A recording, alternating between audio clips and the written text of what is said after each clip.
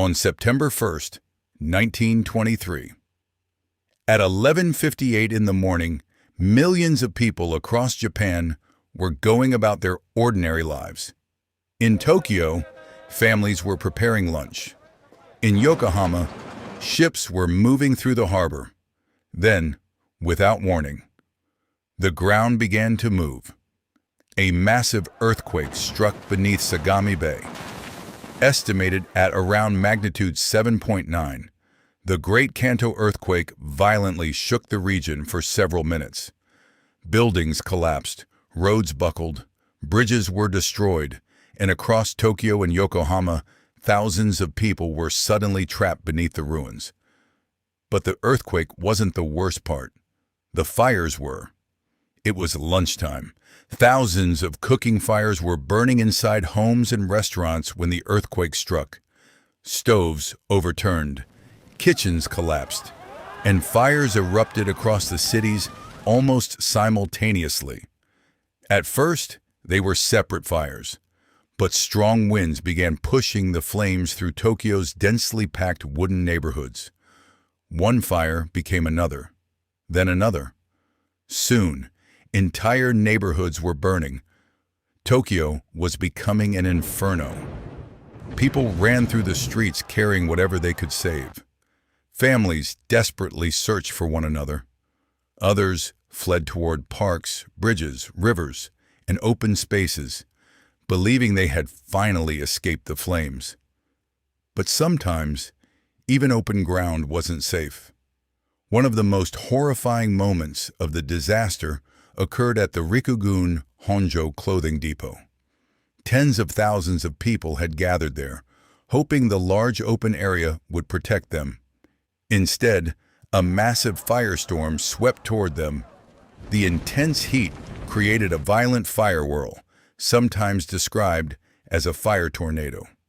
Flames surged through the area. Smoke filled the sky.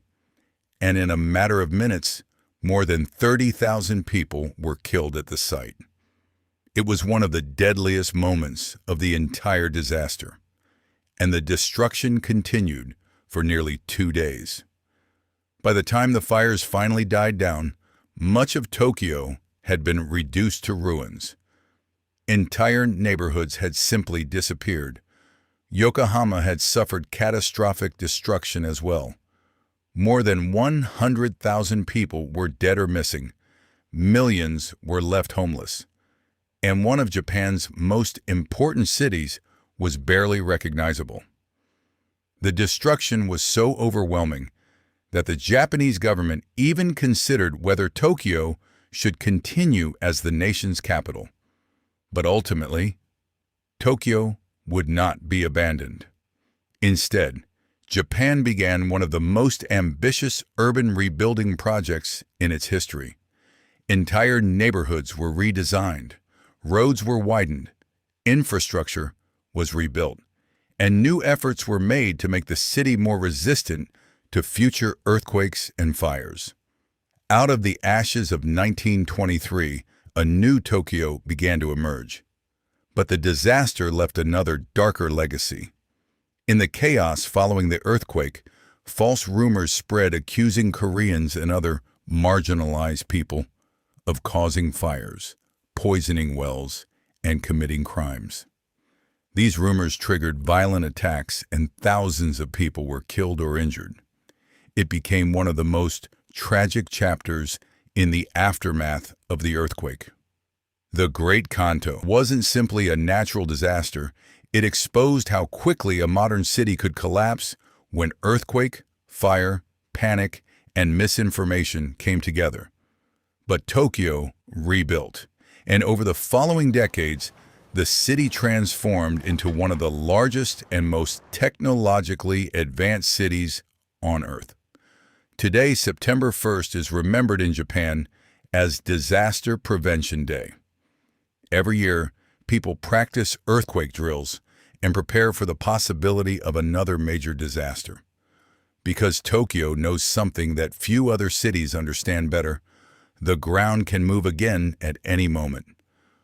On September 1st, 1923, An earthquake nearly erased Tokyo, but from the ashes, the city rose again.